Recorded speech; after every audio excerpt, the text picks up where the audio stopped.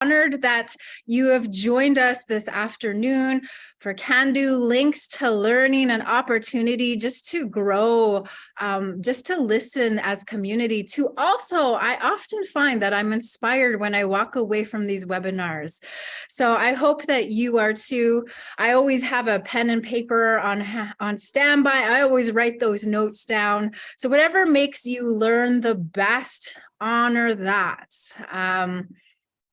We just want to, I always find it important especially in the middle of our busy days, to just press pause, take a moment, take a deep breath. Maybe you have some water nearby, just to acknowledge, the sacredness of this day. And every day is sacred because Creator has met us in the east when that sun rises. So we just want to take a moment and extend a gratitude for the gift of this moment, the gift of this day, the gift of all our relations all around us.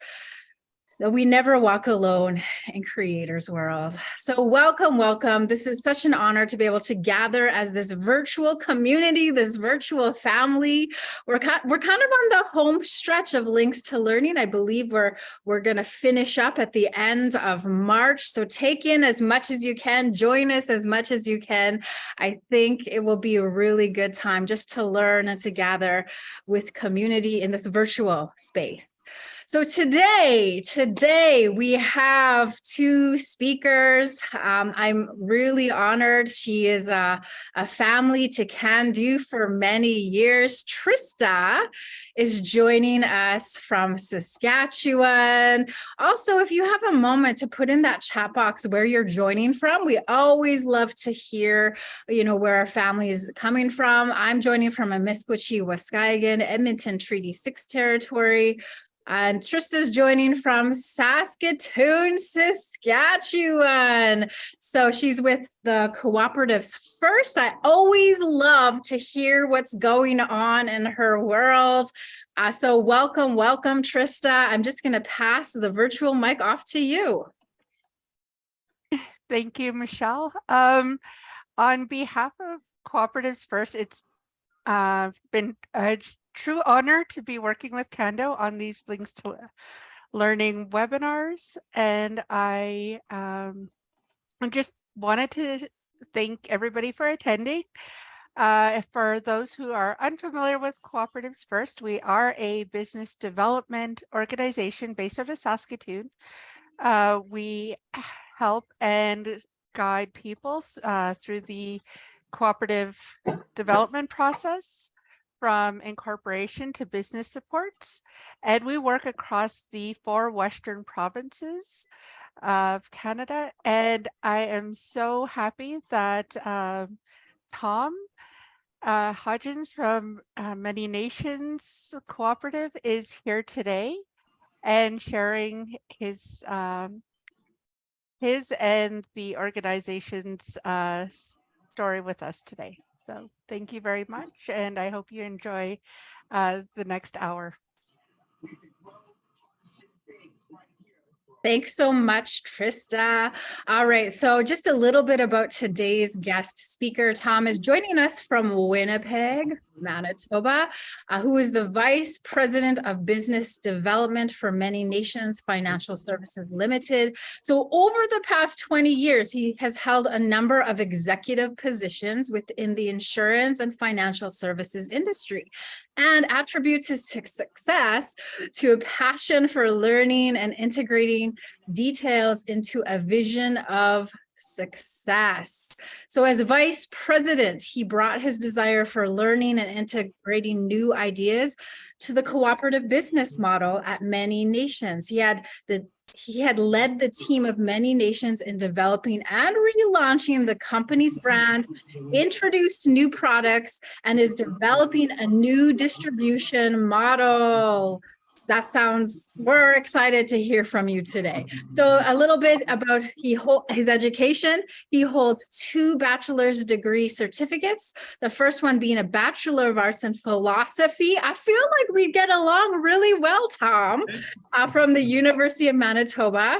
And after his first degree, he decided to pursue a career in business and and immediately re-enrolled at the Asper School of Business through the University of Manitoba, where he obtained a Bachelor of Commerce with honors in 1998. Oh, so we're so honored that you are here with us to tell us about what is going on. Tell us the story of Many Nations Cooperative Limited. So welcome, Tom. And just to let everybody know, there is opportunity for questions. He really wants to open this conversation. So if you have questions along the way, put in the chat box. We'll get those questions to Tom. This is just an opportunity for you to engage to our guest speakers today. So Tom, we welcome you. The floor is yours. Great, thanks, Michelle, and thanks Trista as well. I'd like to thank both of you guys for inviting us to come and speak today a little bit about Many Nations and our history and what we're doing. And I guess for this group as much, what I'd like to talk a little bit about today, and I'll open up a presentation in a moment here, but why Many Nations chose to organize through the cooperative business structure and what it was intended to accomplish. Certainly we can talk about what we do as a business and why it made sense for us.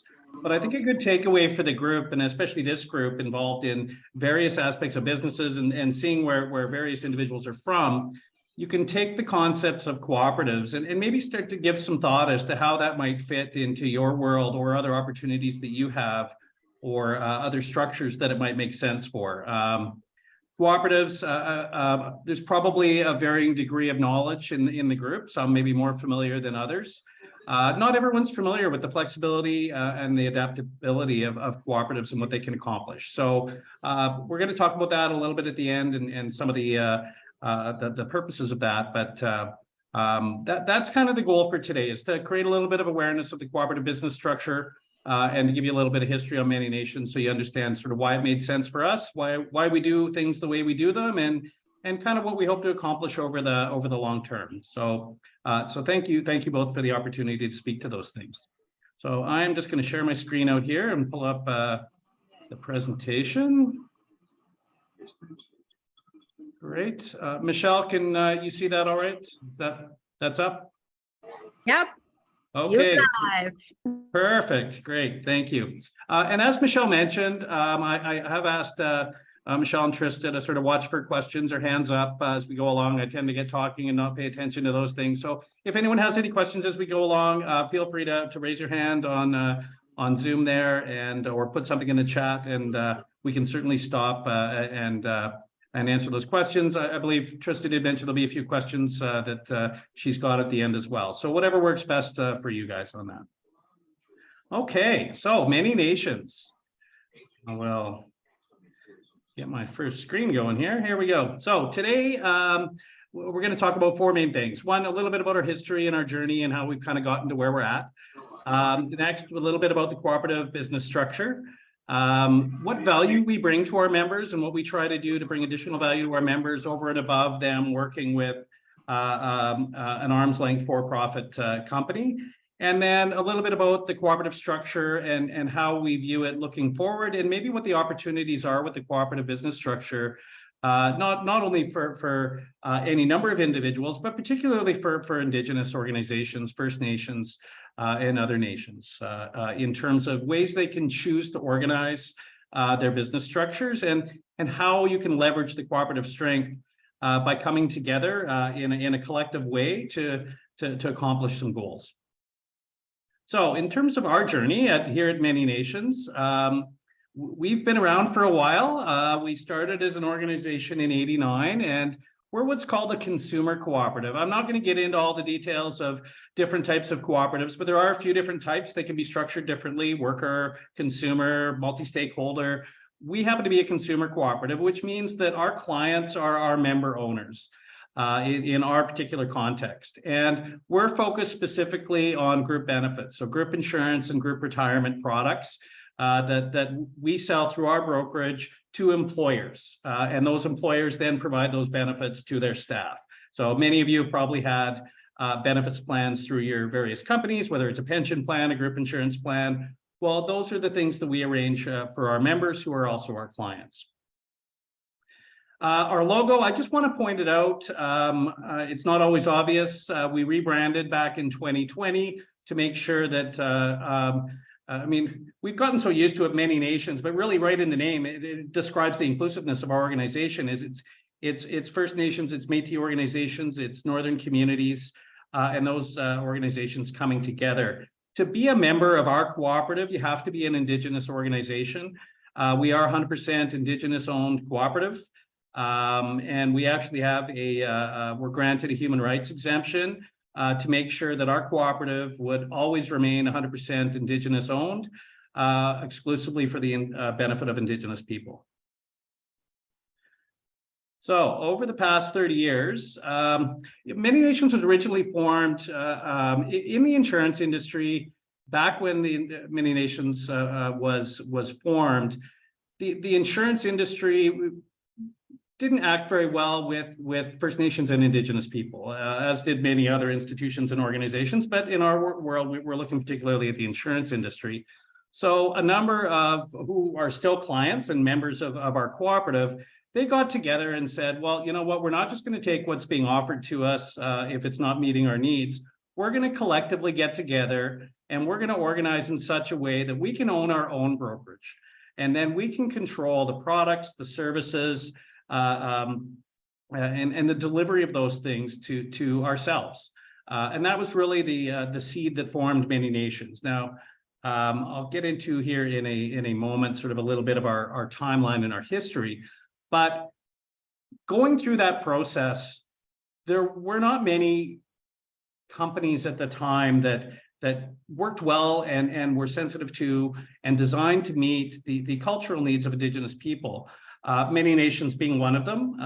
And really, one of the advantages of the cooperative business structure and in coming together in this way has been that it has raised the bar for other organizations, particularly our competitors, who are still our competitors to this day, to then also meet those same needs. So by structuring in such a way that the organization was created to benefit its members, it also brought the entire brokerage industry up in terms of the products and services that they offered to Indigenous organizations. So again, one of the benefits of the cooperative structure and people coming together collectively to meet their own needs is it does force the purely for-profit organizations that are maybe looking to charge profits that are over and above what they should be, or provide products that are inferior, or a lack of service. Now, when it's being offered as a competitive product, they have to raise their bar as well. So Many Nations really has had an influence on the industry over the past number of years. And today, we like to take credit for it. There are lots of good options for Indigenous organizations in terms of their brokers. There are some good competitors out there. More than comfortable saying that, because I think our organization played a role in bringing everyone up to a level that they should have been at many years ago. So just to go through a bit of our history here, the idea of Many Nations started many years ago, back in '81. In '89, we were originally formed as a not-for-profit. It formed formally as a cooperative in 2009, and the cooperative formed specifically for the purpose of group benefits, 100% owned subsidiary called Many Nations Financial Services. And basically what that is, it's a brokerage firm that brokers contracts with all the major insurers to negotiate and provide group insurance and pension plans to our members. But it was done through a separate company that holds various licensing and has the right liability coverages and those sorts of things to, you know, we're still a business. We still need to operate as a business and make sure that we're being prudent in that regard. So the subsidiary was set up. And then over the years, through the collective strength of the members, it wasn't just enough to own the brokerage. And these are things that we've been working on even over the past couple of years that you can see on the timeline here. We've extended beyond just simply brokering products, more into the I'll call it the manufacturing of products, which is using the collective purchasing power of our members to design and deliver better products for our members. And that's one of the things we've been able to do through the cooperative. The first product was the multi-employer pension plan, which we partnered with, we work with Industrial Alliance on. So we've got quite a large, well-established pension plan that we offer to our members that does some things that other pension plans don't do. I won't get into all that today, but it's really got a member-focused mechanism in it. We created the Prosperity Plus group insurance plan in partnership with Co-operators in 2021. And based on our member feedback, we also created a traditional wellness spending account to start covering some aspects of some cultural practices and counseling that the insurance industry just wasn't doing a good job at. It was too far outside the box for them. So our members asked us to design a product for them that would start going down a road and a journey of where we feel the industry should be in the more mainstream insurance plans. And in 2022, our board established an education fund, allocating 5% of our surpluses to furthering Indigenous education and Indigenous people in the insurance industry in particular.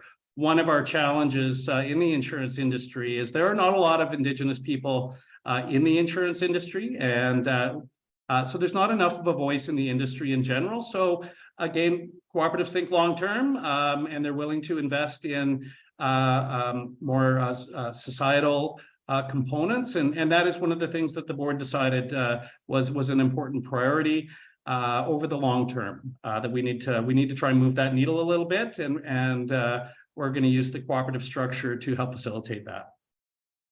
So why a cooperative? I've talked probably about a few of these things, but again, for those that don't know and understand, particularly in the context of Canada, and I did see very quickly before I jumped in that there's at least one person from the States in here. I apologize, I didn't pull up American data, but this is certainly relevant in the Canadian context.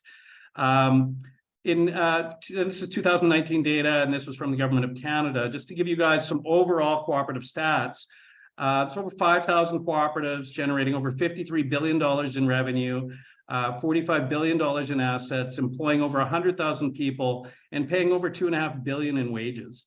So cooperatives are not a small deal in Canada. They are a little quieter. They're not always considered mainstream in terms of what people think of when they think of a business, but they certainly are quite predominant in the country. And there is definitely a time and place for when they're needed and what they can do. So for those that don't know, generally speaking, very high level, a cooperative is an autonomous association, meaning it works independently of as many things as it can without influence of people coming together voluntarily to meet their own economic, social, and cultural needs in a jointly owned and, importantly, democratically controlled enterprise. So that's a little academic in terms of its definition, but it has all the elements in it. And as our board members are always quick to point out to me, and have been since I started with Many Nations 5 years ago, from an Indigenous perspective, our board is always quick to point out that the idea of cooperatives and the values of sharing and coming together collectively are not new for Indigenous people. That it is very much in a lot of ways in line with some long existing practices. Tom, we do have our first question. Okay, fire away. I'll come back to my screen so I can see here. Okay. First of all, just Margaret, I believe, said, I love learning about the good co-op work happening in Canada. So Bonnie's question, what unique cultural benefits were you able to include that the insurers do? For example, upon a family death or potlatch, time off is important. Is there coverage for this? Sure. You know what, that's sorry, was that the end of the question, or was there a part 2 to that? I'm not sure our phase. I'm not sure what the last part of the question means. So if you wanted to have a peek at that. Sure. I'm going to have to just briefly stop sharing here to see it. Bear with me.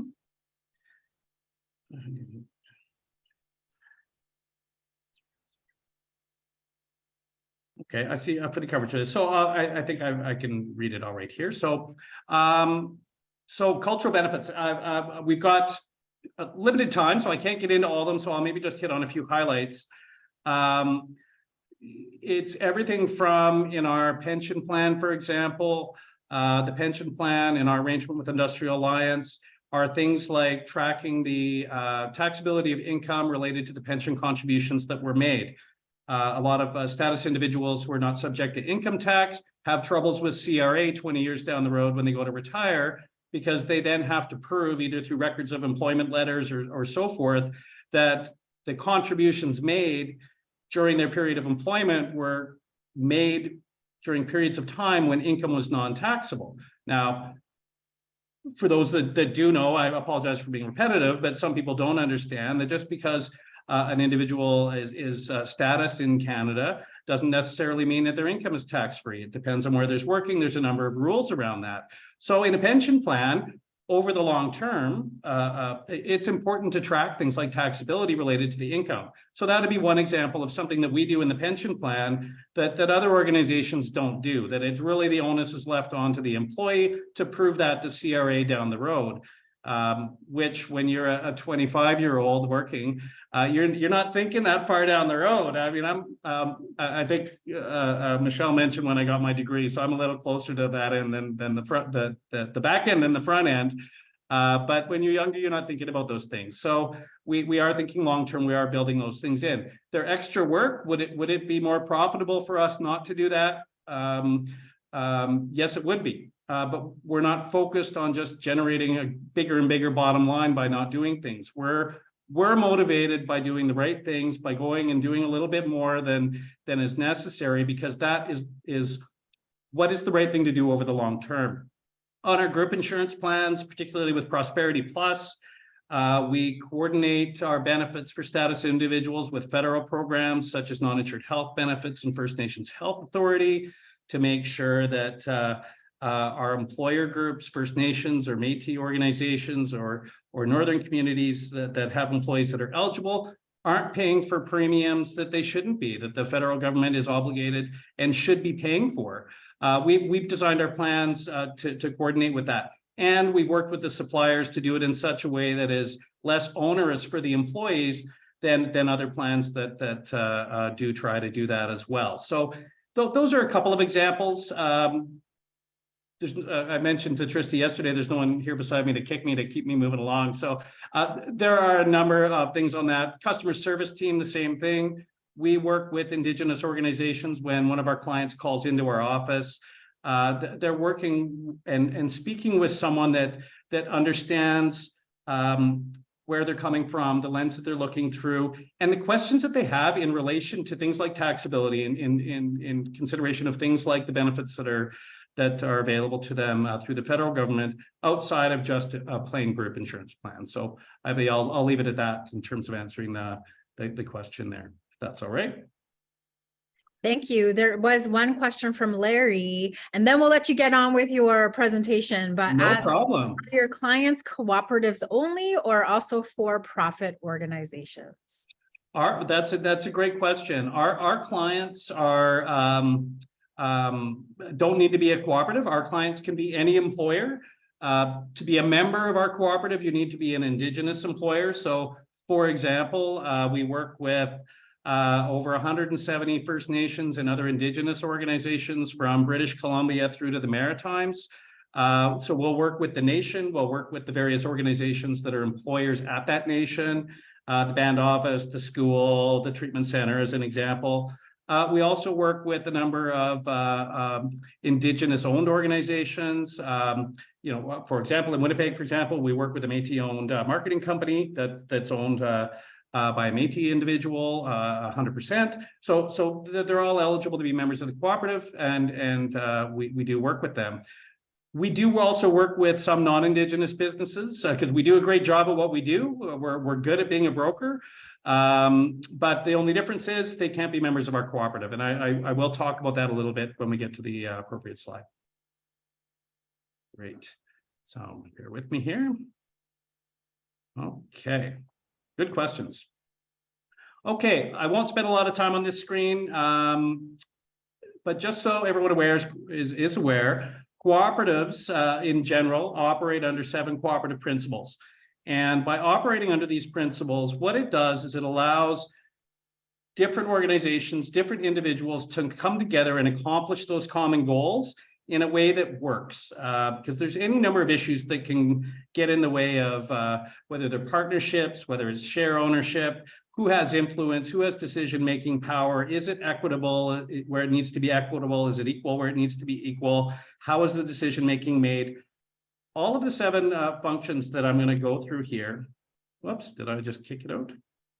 All contribute towards making sure that that those things are done well, and that there's a structure for governance that allows a cooperative to adapt to its members' needs. One is voluntary and open membership.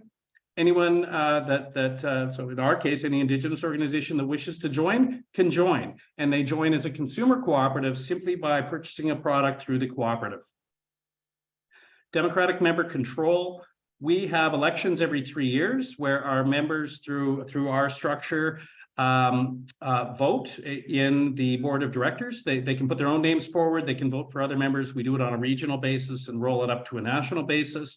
But our board is a democratically elected board, elected by our members who are also our clients. And that board controls the vision and direction for our organization. And the brokerage is accountable to that board for its actions, products, and services that we deliver in a real way. Member economic participation.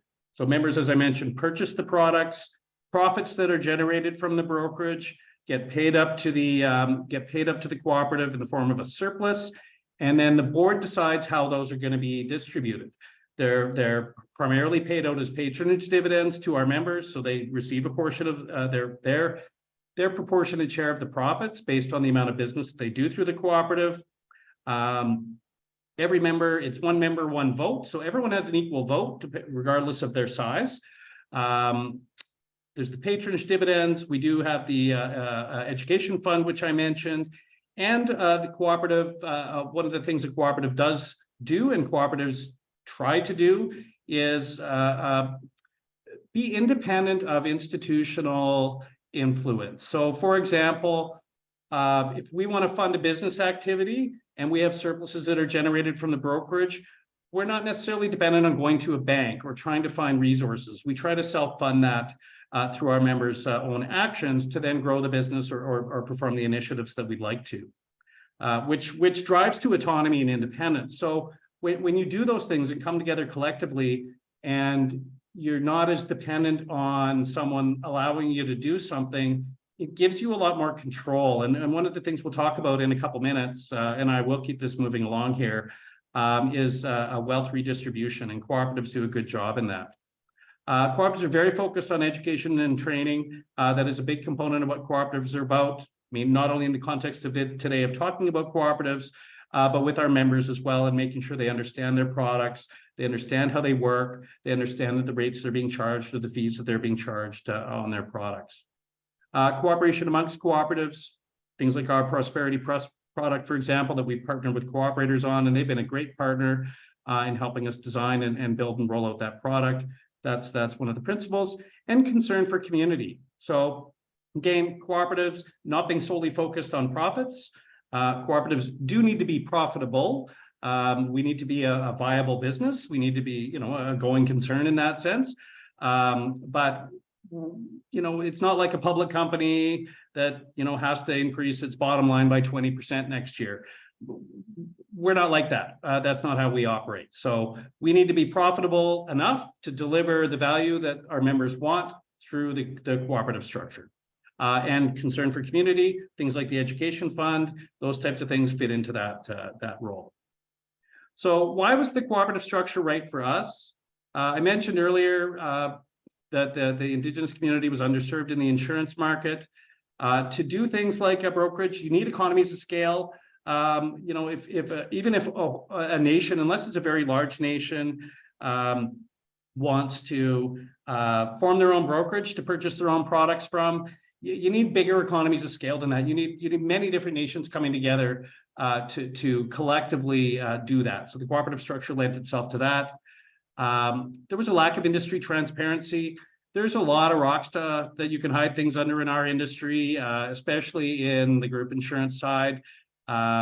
We've got an in-house team of analysts hired by our brokerage that does all that analysis with the lens of our clients. for the benefit of our clients as member owners. So things like that, lent itself to the cooperative structure. There was a strong desire to reduce external controls and dependency, and we needed a structure that was democratic and allowed us to operate in not only across multiple regions. I mentioned we were from BC through to the Maritimes, but also across different nations. So to have a business structure that can navigate through that in a way that still allows everyone to come together collectively, our board at the time felt that, and rightfully so, that the cooperative business structure was the right way to do that. There's equality of ownership and there's equitable share of profits. Okay, Tom, we have a question. Okay, fire away. Oh, this webinar is just bringing out these good questions. So this is from Tanya. Share more about the prosperity program, please.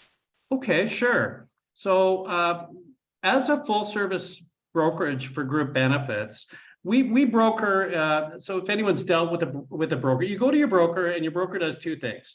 The advisor that you work with will consult with you as the employer, and they'll say, and they'll help work with you and identify and find a plan design that works best for you. What do you need for life insurance or disability or health and dental or those types of things, as an example. And then they'll go to the market. They'll go to the insurance market, and they might go to Canada Life or Manulife or Sun Life or Co-operators.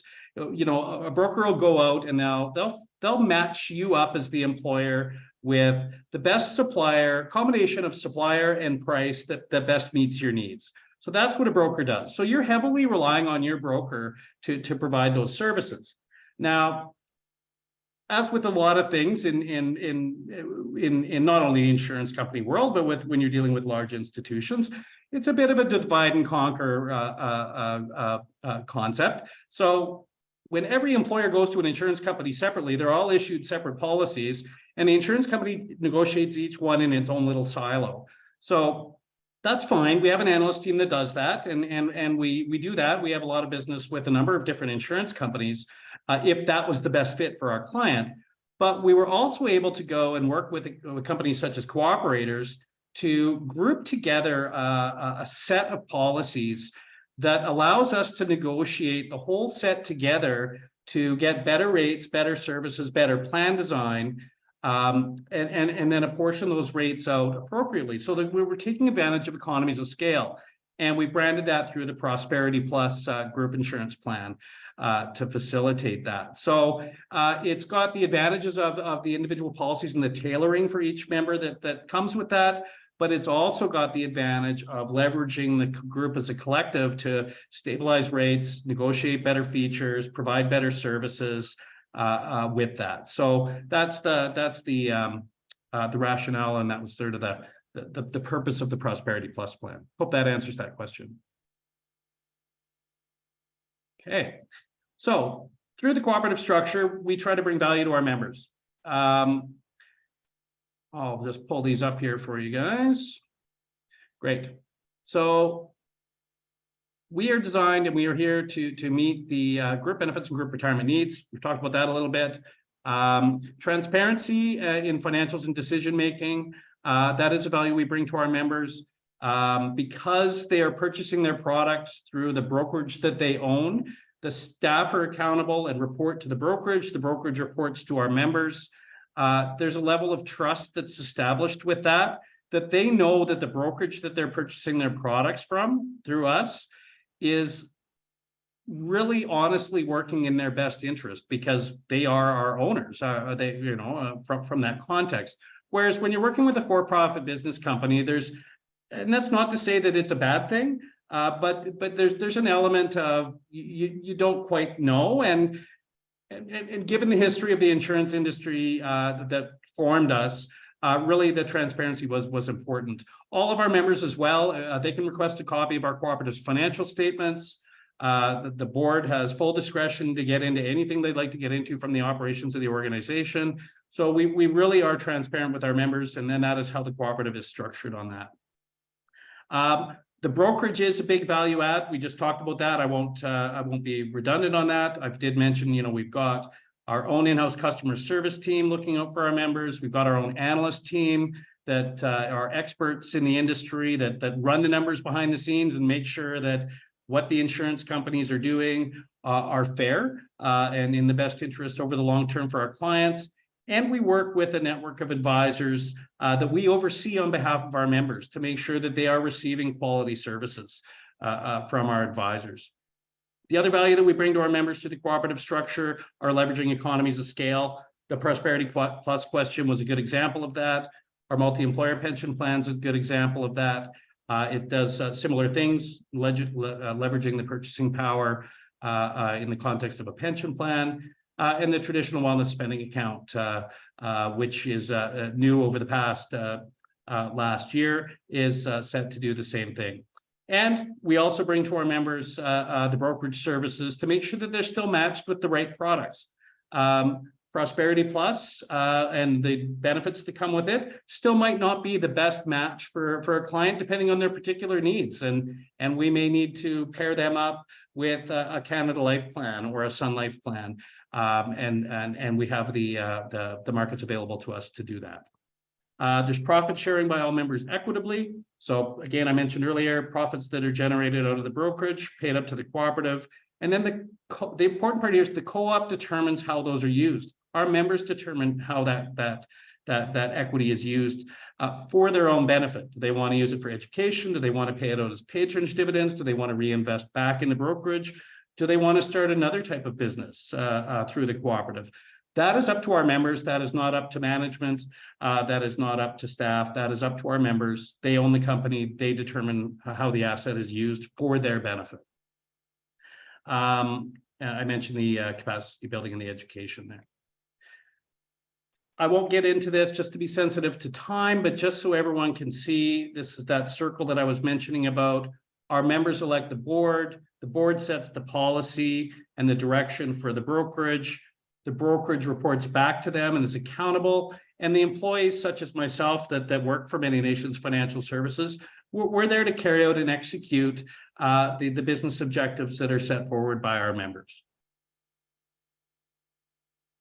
This just is a visual for everyone, the member-owned products that we add through the value.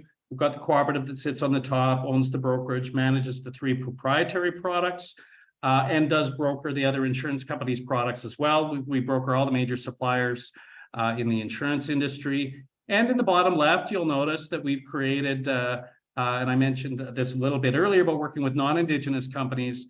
I mentioned that they can't be a cooperative member, so they don't have a say in how the asset's used, how the brokerage asset is used for the benefit of our members. That's exclusively for our Indigenous clients.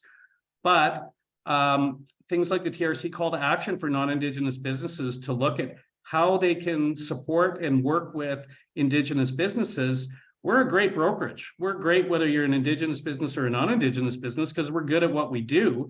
And a non-Indigenous business can choose to work with us. And by doing so, they're still going to get great products and services, but they're going to take that brokerage commissions and fees that they're paying to an external broker, and they're going to redirect that back to the cooperative. So those broker profits that they're paying for now anyways get redirected back to the cooperative-owned brokerage, which then goes back to supporting the community and growing the asset and the wealth for Indigenous people. So we've branded that Friends of the Cooperative, and that is how we work with non-Indigenous businesses through our cooperative structure.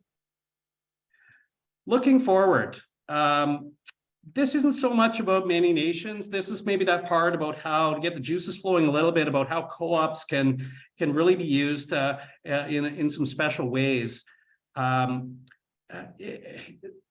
I say it's the most exciting thing, and it really is to me the most exciting thing about the cooperative structure and why I've kind of fallen in love with it since certainly starting with Many Nations. I did work with a co-op, a bigger co-op, Desjardins, which is also Desjardins Financial is also a cooperative, just so everyone knows, very big one, operates a little bit differently than maybe some other cooperatives, but it can be used as a tool for change.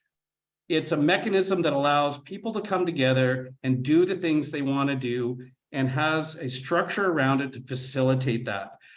It's not restrictive in terms of how things are done, but it provides a framework to create independence and redistribute wealth. one of the things that really has come to light with me, I've worked for non-Indigenous brokers that work with First Nations. Now I work with an Indigenous-owned broker that works with First Nations. Whoever controls the asset at the end of the day controls and has influence on the industry, on how the products are delivered, where the money gets spent. When you're purchasing a product from someone, you're giving them an asset that they then determine how it's used. Doing it through the cooperative structure, you're empowering yourself and the other group of members that are with you to make those decisions in a way that are in your best interest. And whether that's an Indigenous organization or another type of organization where that might make sense to do across a collection of people, whether they're individuals or employers in different contexts, it's a really neat tool for that. So I would encourage each of you to kind of take that away. If it's sparked some interest, Trista, who is on the call, we've done some work with Cooperatives First now for a number of years. They've done some governance work with our board. They are a wealth of information for people interested in cooperatives. They can help people start up cooperatives, and they do a lot of work as well, particularly with Indigenous organizations in establishing cooperatives. So I would certainly direct anyone that would like to learn a little bit more about cooperatives. I mean, I'm certainly happy to answer questions too, but Trist is the expert. Their organization does a great job. We've been really impressed with everything that they do and on that side. 3 points that I just want to make about cooperatives, and then I'll stop. I think we're at 51 minutes here. They can be used across all industries. They can be structured in a number of different ways to facilitate wealth redistribution and accomplish social, economic, and environmental goals in really 3 different ways. You gain control of the capital, and you can make systemic changes. In our case, for Indigenous people, extend the concept to group here and there, right? If you're in an area where you're being underserved, if you are I won't get into it. There's any number of ways that you can use it on that. Policy is set by those with wealth and capital, and quite often institutions are set up to put in place barriers of entry that prevent people from getting into that and then taking over control. Cooperatives allow you to come in from the side. They're people-centered. They're focused on people doing things for their own benefit and empowering themselves. And it's a structure that's available to all of us now. And institutions, larger ones, when people come together, particularly through the cooperative structure, it's very hard to stop. There is a real power in people coming together, and this is a way that a business can organize itself in order to accomplish things that are beyond making money. Lots of ways to go with it. When you've got control over the wealth and capital, you got influence on the industry you're working in. It extends the political influence the larger that it gets. And you reduce dependency and break free from institutional systems. Those that want to do some reading, probably maybe one of the better examples of cooperatives that have gone to, a degree far beyond than we've gone yet, and certainly that is elsewhere in Canada, is a cooperative called Mondragon over in it happens to be in Europe, but Google them, see what they've done, it'll blow your mind. It's a good example of, if everyone gets together and wants to do something, what you can accomplish. But you can create financial independence, you can gain power and set the social and cultural agenda because you're making the decisions, you're controlling the asset. And by doing so, going back to how Many Nations was first formed, Many Nations, by coming together, stopped taking what the insurance industry was offering them and started telling the insurance industry through their collective power what they wanted and doing things the way they wanted to do on that side. And you're creating opportunities to extend that. You probably saw that we started as a brokerage. All we did was broker products. Then as we grew, we created a pension plan that we were able to do more with. And we grew more, we created a group insurance product that we were able to do more with. We were able to introduce some traditional aspects where our members felt it was appropriate because the insurance industry wasn't doing it. We weren't simply going and saying, hey, we want this and accepting no for an answer. We were taking our collective voice and telling the industry and finding a supplier and a partner that would do that. You can expand cooperatives vertically. Once you've got that asset, you can then start doing more with it. You can grow it horizontally, you can grow it vertically. And as you do those things over time, it gains more and more traction and it has a bigger and bigger voice. So you expand your sphere of influence into all other areas that the cooperative works in, from partners to industry to the political environment. So maybe a little bit of an idealistic perspective on the world and maybe a little bit of rose-colored glasses, but I really do believe that the cooperatives can do a lot, that people need to be a little bit more aware of them. They're not always a fit. It's not always going to be the right answer, depending on your the structure that's required, but it certainly should be something that's considered and evaluated on an equal basis to other types of ways of organizing a business at the start. So I will leave it at that. I think we're at 55 minutes in total here, Michelle, and I will open it up to any further questions. Yeah, there are some questions. Great presentation, Tom. We'll back it up just a little bit. Just wondering about, is there an email? Is there a way somebody could get a hold of you, a website, contact information that you could lend to the group today? You bet. My email address is nice and simple. It's tom@manynations.com, right? And our website is www.manynations.com. So you guys can check us out there. It does have some more information on our co-op and what we're about. And if you guys do want to go a little deeper in terms of what we do, or to just hash out something related to cooperatives, pop me an email. I'm happy to talk about that. It doesn't need to be about generating business. I think it's important to talk about cooperatives as an option. So thanks. Awesome. Okay, thank you for that. A question from Vincent. Do you sell shares? We don't sell shares through our organization. Through the cooperative, everyone who is a member, so if you're an Indigenous organization and you become a member of our cooperative by purchasing one of our products, you are issued a share. Now it's a $10 share, and you are issued a share in our cooperative that then allows you the voting rights for the organization to participate democratically, and it provides you with the opportunity to participate in the patronage dividends on that. So we issue a share by becoming a client. There has to be a monetary component attached to it through the legal structure, but it's a nominal amount on that. But we don't sell shares publicly or outside of the cooperative, no.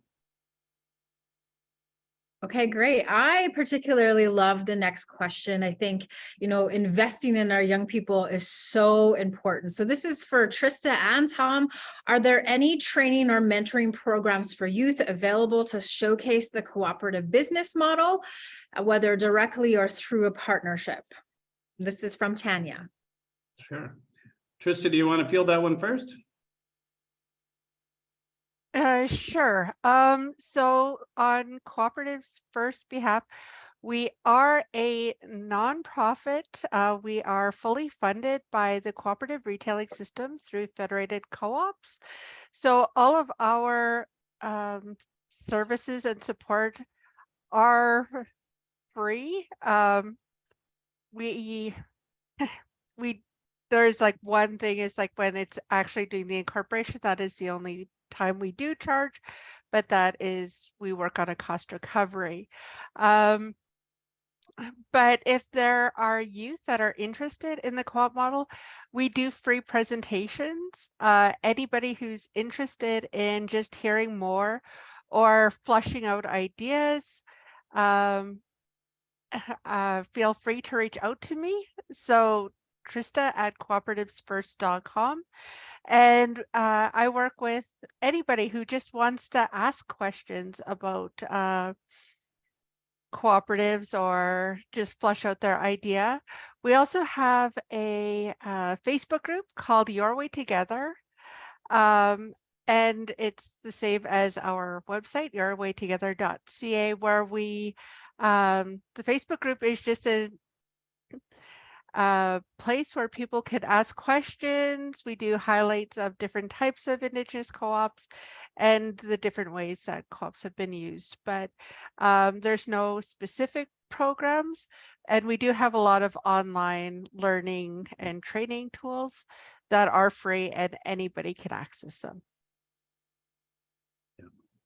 Thanks, Trista. So it's by request. So if I had a group of young people and I thought that this would be beneficial for them just to hear, I could send you an email and request a presentation. Okay, awesome. Awesome. All right. This one's from Margaret in the chat box. How many employees do you have, Tom?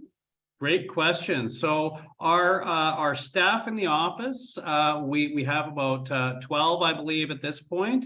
And then we work with a network of about 20 advisors across the country as well. So so we're not huge by organizational standards, but because we do things leveraging economies of scale, we can do things pretty efficiently across a large block of business. Awesome. I feel like Trista did answer this question, but for many nations, I guess she can't speak for many nations, but do they provide co-op education to clients, Tom? Absolutely. We've got a couple of steering committees that we work with our board on to make sure that our members are providing input as to how those things are done. One of them that we've established and we work with our board on is our member engagement committee. That does things just like that. So educating our members not only on the products, but on the cooperative and making sure that they're engaged with our cooperative is really key to the success of a cooperative and making sure the members remain engaged over the long term and are participating. We're only as good as our members who are participating in the organization because they are setting the direction and have the oversight for the organization. So yes, that is a very important part for us. Awesome. So how does an organization become a member? An organization becomes a member by purchasing a product through the cooperative. And again, it has to be 51% Indigenous owned or more. So a First Nation, for example, by virtue of being a First Nation would be eligible to join. But other privately owned organizations, as long as they're 51% or greater Indigenous ownership, are also eligible to join. So what we would typically do if someone was interested in purchasing one of our products, they would reach out to myself or one of our advisors, and we would then work with them to generate a quote and do a proposal for them, and then go through the pros and cons. And then if they did decide that was there's always two decisions to make: what broker do you want to work with, and what products do you want to purchase? And if they did decide they wanted to work with us and purchase one of the products, then we would issue them a share for the cooperative, and they would become an owner. Yeah, so very different than a for-profit company where you're purchasing a share, and it's a different way of being, and that's the open and voluntary membership component. There's not a barrier to entry. If you want to be a part of the cooperative and you're purchasing a product, in our case as a consumer cooperative, then we're inclusive of that, and we're very open to it. That's awesome. Thanks, Tom.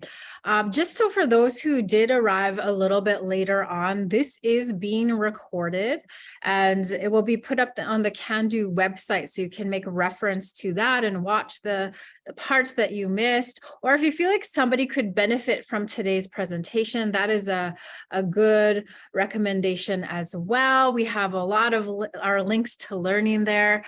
And just for those who are watching this on the replay, because I'm not sure that the chat box shows up, but if you wanted to connect with Tom, again, I'm just going to go through the email, tom@manynations.com. And then there's Trista, and Trista's always has her door open. And she's a really good resource as well. And so that is Trista@co-operativesfirst.com. Reach out.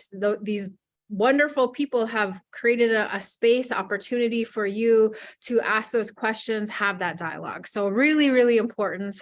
Last questions. We'll open that floor up. Really great presentation, really great webinar, Tom. There were so many questions throughout.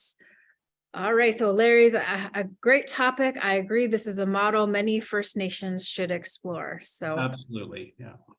So excellent, excellent. Thank you everybody for joining us. As I said at the beginning, we do walk away from these webinars a little more inspired and hopeful. So thank you for that, Tom. Trista, always a pleasure to see you. Thank you for all that you do. So have a good day, everybody. We hope to see you again virtually, and just walk in a good way. Drink some of Creator's water. It's good for you. Peace, everyone. Thanks, Michelle. Thanks, Trista. And thanks everyone for your time today. Okay. Bye, all.